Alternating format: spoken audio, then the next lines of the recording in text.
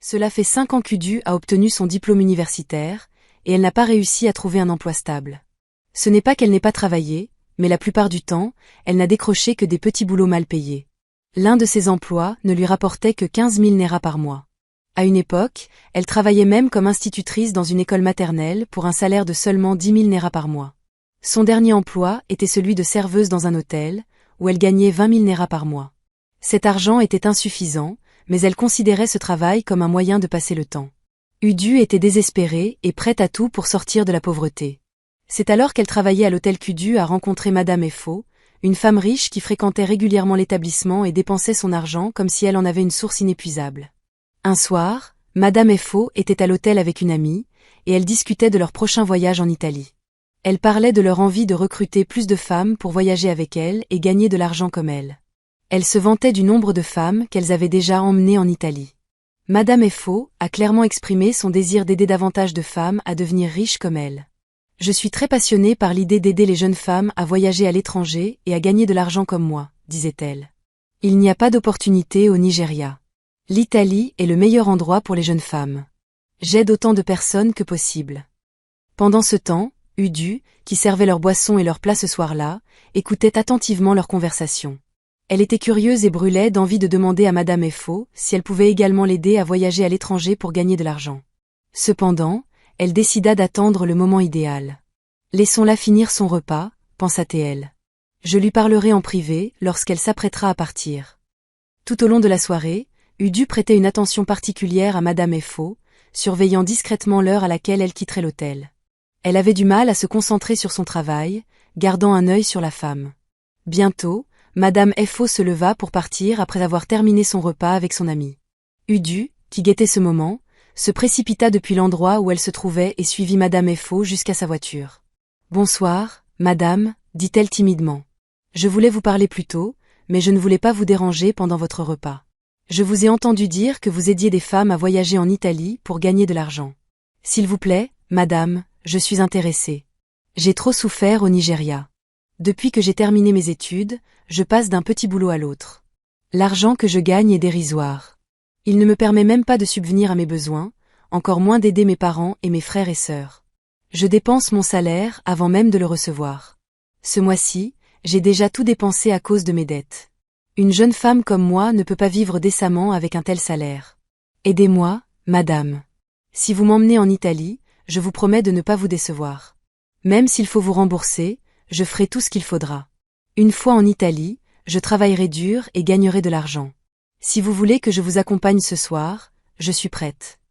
Udu semblait désespérée, sa voix tremblante d'émotion. Madame Efo la regarda avec un sourire. D'accord, je vais t'aider. J'aime les jeunes femmes passionnées comme toi.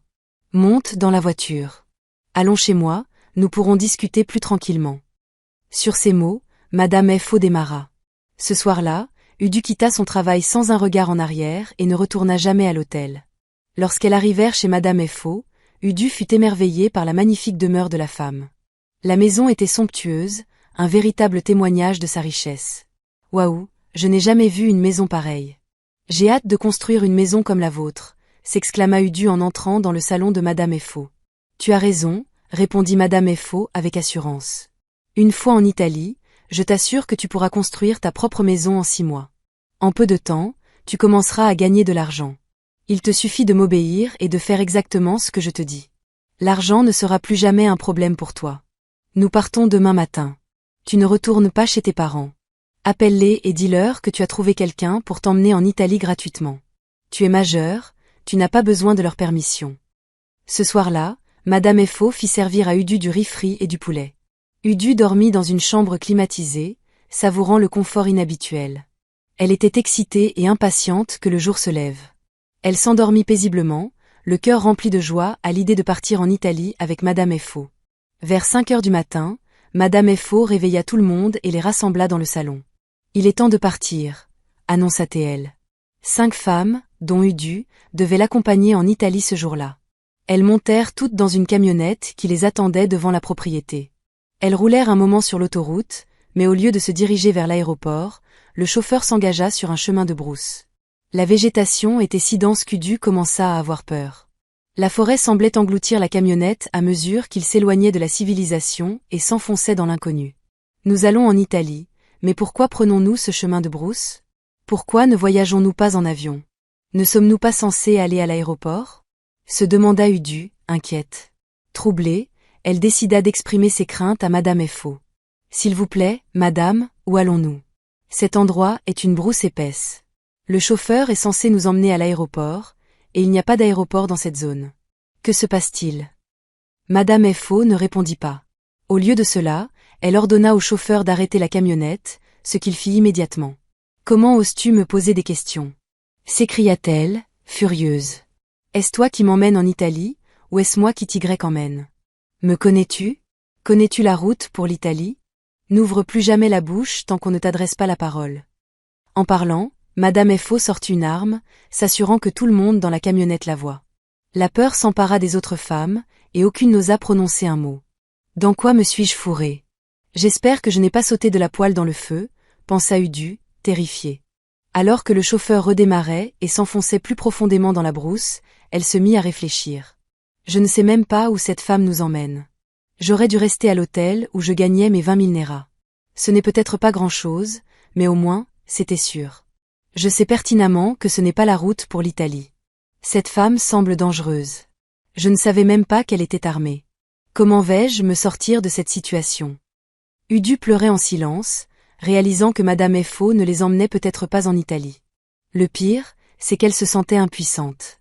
Madame Fo était armée, et aucune des femmes dans la camionnette ne pouvait s'opposer à elle. Ils continuèrent d'avancer jusqu'à ce qu'ils émergent dans ce qui ressemblait à une ville. Udu, qui était instruite, scrutait les environs, espérant repérer des panneaux qui lui donneraient une idée de l'endroit où il se trouvait. Le chauffeur s'engagea sur une grande autoroute et roulait à vive allure. Udu gardait les yeux rivés sur le bord de la route, cherchant désespérément un panneau qu'elle pourrait lire. Cet endroit ressemble à une grande ville. Je vois beaucoup de gens et de bâtiments, mais où sommes-nous exactement? Se demanda-t-elle. Elle voulait poser la question à Madame Fo, mais la peur l'en empêchait. Soudain, elle remarqua que les inscriptions sur les panneaux semblaient être en français. Sommes-nous en France? Nous a-t-elle amenés en France? Au lieu de l'Italie, veut-elle peut-être que nous traversions l'Italie depuis la France? Mais comment serions-nous arrivés en France si vite?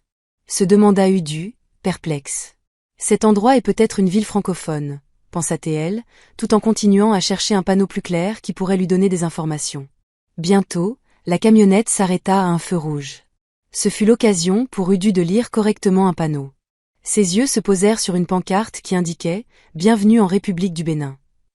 Le texte était écrit en français, mais également traduit en anglais. Udu fut choqué. Peut-être que le billet d'avion depuis le Nigeria vers l'Italie est trop cher, et que Madame Fo veut nous faire partir de la République du Bénin, pensa-t-elle. Eh bien, c'est une bonne idée si c'est son plan. Elle espérait que son instinct était juste, mais des doutes persistaient. Le chauffeur négocia rapidement un rond-point après que le feu fut passé au vert. Il bifurqua dans une rue calme et peu fréquentée. On ne voyait que quelques personnes et quelques véhicules, tous semblant luxueux. Il n'y avait ni bus commerciaux, ni taxis dans ce quartier. De magnifiques fleurs bordaient la route. En regardant autour d'elle, Udu remarqua de nombreux gratte-ciel qui semblaient appartenir à des gens fortunés. C'est un quartier riche. Que faisons-nous ici? Il n'y a pas d'aéroport dans ce coin, et nous ne pouvons pas prendre l'avion pour l'Italie d'ici, se demanda-t-elle, perplexe. Bientôt, la camionnette entra dans un complexe où une maison était garée sous un hangar. Le complexe abritait un manoir encore plus grandiose que celui que Madame Fo possédait au Nigeria. Appartient-il à Madame Fo? Se demanda Udu. En descendant de la camionnette, elle aperçut une pancarte sur le bâtiment qui disait « Bienvenue à l'hôtel de Madame Fo ». Oh, elle possède un hôtel ici, pensa-t-elle. Peut-être veut-elle que nous passions la nuit ici pour prendre l'avion pour l'Italie demain. C'est une bonne idée. Ils furent conduits à l'intérieur du magnifique hôtel. Le bâtiment de 7 étages se démarquait nettement dans le quartier. C'était sans conteste la plus belle construction des environs. Il comptait plus de 100 chambres, meublées avec goût et équipées d'aménagements modernes pour un confort optimal. Udu fut surprise lorsqu'on lui attribua sa propre chambre, une suite luxueuse. « Voici votre chambre », lui dit un jeune homme à l'air sévère. « Tout ce dont vous avez besoin se trouve ici. Vous ne devez jamais quitter l'hôtel sans la permission de Madame Fo. Vous devez rester ici et obéir à toutes les instructions. Vous n'avez pas le droit de poser des questions ni de désobéir. Voici 1000 $ pour vous. Utilisez cet argent pour commander de beaux vêtements, vous faire belle et vous préparer pour le travail que vous êtes venu faire. Quelqu'un viendra vous aider à acheter ce dont vous avez besoin, car vous n'êtes pas autorisé à sortir. L'homme quitta la chambre sans laisser à Udu l'occasion de répondre. Udu ne cessait de se demander comment elle pourrait rester confinée dans cet hôtel sans jamais sortir. Elle s'interrogeait aussi sur la nature du travail qu'elle devrait accomplir pour Madame Efo. Elle n'était pas à l'aise. Depuis leur arrivée, elle n'avait vu aucune des autres femmes qui étaient dans la camionnette avec elle. Chacune avait été installée dans une chambre séparée, comme Udu, et elle n'était pas autorisée à se voir ou à interagir. Elle n'avait pas non plus revu Madame Efo. Cette dernière était responsable de l'hôtel, mais elle déléguait la gestion à son personnel. Elle n'apparaissait que lorsqu'un problème survenait, que ses employés ne pouvaient pas résoudre. Udu prit un bain dans la salle de bain moderne de sa suite. La chambre était équipée d'une belle coiffeuse garnie de produits de maquillage.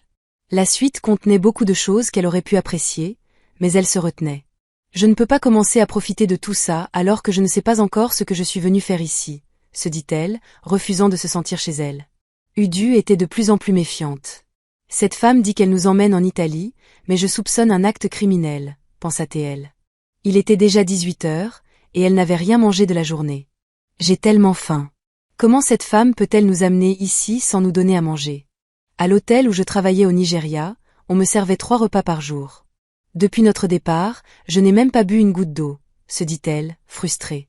Soudain, on frappa à la porte. Udu se leva et ouvrit. C'était le serveur qui l'avait accueilli à l'hôtel et lui avait expliqué les règles. « Bonsoir », dit-il avec un sourire. « Je vois que tu commences à te sentir chez toi. Fais-toi belle, s'il te plaît. Utilise les trousses de maquillage, elles sont toutes à toi.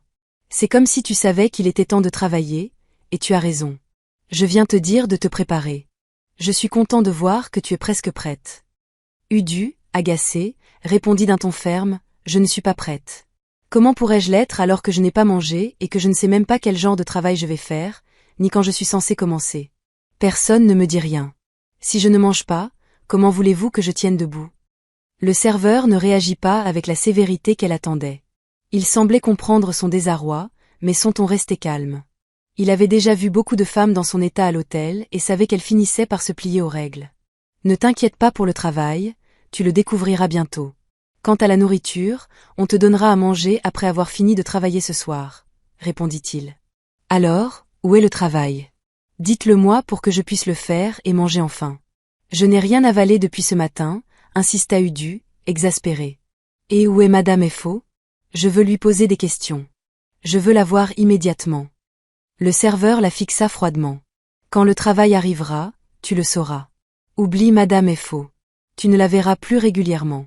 Concentre-toi sur ton travail, dit-il avant de quitter la chambre. Udu éclata en sanglots. Elle se sentait comme une enfant perdue. Elle pleura tellement que ses yeux devinrent gonflés. Dans quoi me suis-je fourrée? J'aurais dû rester au Nigeria et continuer à gagner mes 20 000 Naira par mois en paix. Je n'ai rien mangé depuis ce matin. Comment vais-je sortir de cet endroit? Se demanda-t-elle, en larmes, tout en se parlant à elle-même. Soudain, on frappa de nouveau à la porte. Udu essuya rapidement ses larmes, se leva et ouvrit. Elle se retrouva face à un homme grand et âgé. Le serveur, qui venait de quitter sa chambre, l'accompagnait. Lorsque l'homme entra, le serveur resta dehors. « Occupe-toi de lui, dit-il à Udu. Assure-toi de bien le traiter. Cet homme est un client très important. Madame Efo ne sera pas contente si cet homme se plaint de toi. » Sur ces mots, le serveur verrouilla la porte de l'extérieur. Udu, confuse, balbutia, « Je ne comprends pas. Que voulez-vous dire par « m'occuper de lui » et « le rendre heureux » Udu tenta de poser des questions, mais le serveur avait déjà verrouillé la porte et était parti. Elle se retrouvait maintenant seule avec le vieil homme. Lorsqu'il quitta le seuil de la chambre, elle se sentit immédiatement mal à l'aise. L'homme, qui semblait avoir environ 70 ans, commença à lui faire des avances. Mais Udu était catégorique, elle ne voulait pas qu'un homme aussi âgé la touche. Pourquoi un homme de cet âge vient-il dans un hôtel pour chercher une jeune femme? Se demanda-t-elle, dégoûtée. Ne me touche pas. S'il te plaît, va chercher une femme de ton âge. N'es-tu pas marié? Tu devrais être avec ta femme. N'as-tu pas honte? Tu es assez vieux pour être mon père. Quitte cette chambre immédiatement.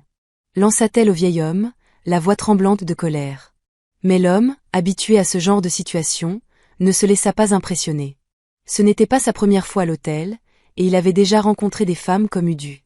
Sans dire un mot, il fit une nouvelle tentative pour s'approcher d'elle. Udu le repoussa encore, déterminé à ne pas céder. Cependant, l'homme était prêt à tout. Il n'allait pas accepter un refus, car il avait payé une somme considérable pour passer la nuit avec elle. Passer une nuit avec l'une des filles de Madame F.O. coûtait 3000 $. Cet hôtel était réservé aux hommes riches en quête de jeunes femmes. Il était venu pour s'amuser et comptait obtenir ce qu'il voulait, d'une manière ou d'une autre. Je t'ai dit de rester loin de moi. Va chercher une femme de ton âge pour passer la nuit. Cria Udu, sa voix de plus en plus forte et agressive. Mais l'homme l'ignorait complètement. Sais-tu combien j'ai payé pour être dans cette chambre ce soir? Tu ferais mieux de coopérer si tu veux éviter de graves conséquences. Je devrais prendre des mesures sévères contre toi. Ne me juge pas, dit-il d'un ton menaçant. Udu, furieuse, apprit avec horreur qu'il avait payé pour être avec elle. Je suis donc une marchandise maintenant? L'argent que tu as payé ne m'a pas été donné. Va voir Madame F.O. et récupère ton argent, ou va dormir dans sa chambre. Rétorqua-t-elle, indignée. L'homme, perdant patience, se leva du canapé et attrapa sa mallette. Il l'ouvrit et en sortit une arme. J'ai une façon de gérer les gens comme toi, dit-il en pointant l'arme sur Udu. Allonge-toi sur le canapé. Si tu veux la manière forte, je suis prêt. Je t'ai dit que j'avais payé pour m'amuser, et tu joues avec moi. Quand tu es venu en République du Bénin, tu ne savais pas dans quoi tu t'engageais. Eh bien, je vais t'apprendre ton métier ce soir. Et attention, s'il t'arrive quelque chose, personne n'entendra plus parler de toi. Tes parents ne le sauront jamais. Madame F.O. se contentera de jeter ton corps. Tu ferais mieux de me donner ce pour quoi j'ai payé. Udu, terrifiée en voyant l'arme, hésitait sur la marche à suivre. Elle avait toujours été une femme courageuse, et ce soir, elle voulait se défendre. Mais elle savait qu'elle devait agir avec prudence. L'homme pouvait lui tirer dessus sans conséquence. S'il vous plaît, monsieur, posez votre arme. Je vais vous donner ce que vous voulez. Vous pouvez le faire autant de fois que vous le souhaitez, dit-elle, feignant la soumission. Le visage de l'homme s'adoucit légèrement. Udu commença à faire des gestes séduisants pour lui faire croire qu'elle était sincère dans sa promesse de le satisfaire. Ses mouvements captivèrent l'homme, qui, emporté par ses sens, baissa peu à peu sa garde. Udu, rusé, saisit cette opportunité pour tenter de le désarmer, utilisant son charme pour détourner son attention. L'homme abaissa progressivement son arme. Au lieu de la ranger dans sa mallette, il la laissa tomber sur le canapé et commença à se déshabiller. Dans son esprit, il s'imaginait déjà savourer un moment de plaisir. Mais Udu ne faisait que le manipuler. La prochaine étape est de l'éloigner de l'arme, pensa-t-elle. Elle continua à faire des gestes séduisants, troublant encore plus le vieil homme et le poussant à baisser sa garde. Il souriait, visiblement ravi par ses mouvements. Ne t'inquiète pas, je te donnerai plus d'argent, dit-il. Je sais que Madame F.O. ne paie pas bien, mais tu es avec un homme riche. Tu en tireras un grand bénéfice si tu me rends heureux. Ce soir, quand je te ferai un virement, tu verras que je ne plaisante pas. Udu, jouant la comédie, répondit d'un ton rusé, tu dis ça juste pour me tromper. As-tu un compte bancaire? Laisse-moi te prouver que je ne mens pas. Oui, tu devrais m'envoyer l'argent. Si tu me fais plaisir, je te ferai plaisir aussi. L'homme, enthousiaste, attrapa immédiatement sa mallette et sortit son téléphone. Il ouvrit son application bancaire. Entre ton numéro de compte ici, dit-il. Udu tapa son numéro de compte, et l'homme lui transféra 2000 $. Elle jubila intérieurement, mais garda son rôle. Maintenant, passons aux choses sérieuses, dit-elle en se levant et en se dirigeant vers la chambre. L'homme la suivit, déjà déshabillé. Udu ralentit ses pas, le laissant passer devant. Discrètement, elle sortit son téléphone et filma l'homme à son insu. Puis, elle revint rapidement vers le canapé et s'empara de l'arme qu'il y avait laissée. « Arrête-toi. Ne bouge pas » cria-t-elle d'une voix forte. L'homme se figea, se retourna et vit Udu pointer l'arme sur lui. La peur s'empara de lui. « Tu plaisantes, n'est-ce pas? Je pensais qu'on commençait à s'entendre. Je viens de t'envoyer de l'argent, et j'espérais faire de toi ma petite amie régulière. Pourquoi pointes-tu une arme sur moi maintenant? Si c'est une blague, arrête. » balbutia-t-il. « Prends tes vêtements et quitte cette chambre, » ordonna Udu. « Ne reviens jamais. Pour ton information, je t'ai filmé, et la vidéo est sur mon téléphone. Si tu racontes à quiconque ce qui s'est passé ce soir, je la partagerai sur Internet. »« Tu sais avec qui tu joues? » demanda l'homme, furieux. « Je m'en fiche. Sors de ma chambre tout de suite. » Prends tes vêtements et va-t'en. Rétorqua-t-elle, inflexible. Terrifié à l'idée qu'elle puisse tirer, l'homme ramassa ses vêtements et quitta la pièce précipitamment. Tu le paieras cher, lança-t-il tandis qu'Udu refermait la porte derrière lui. Quelques minutes plus tard, le serveur revint frapper à la porte. As-tu satisfait le client? Demanda-t-il. Bien sûr, répondit Udu avec assurance. S'est-il plaint en partant? Non, il ne s'est pas plaint. Bien, prépare-toi pour un autre travail. Tu devras t'occuper de 3 clients ce soir avant de pouvoir dormir, annonça le serveur. Udu, épuisé, protesta. Quoi? Je viens à peine de finir avec un client, et je n'ai toujours rien mangé. Comment voulez-vous que je m'occupe de 3 autres personnes sans manger? Voulez-vous que je meure? Pourquoi êtes-vous si cruel? Le serveur la regarda calmement. Ne t'inquiète pas, j'ai apporté de la nourriture.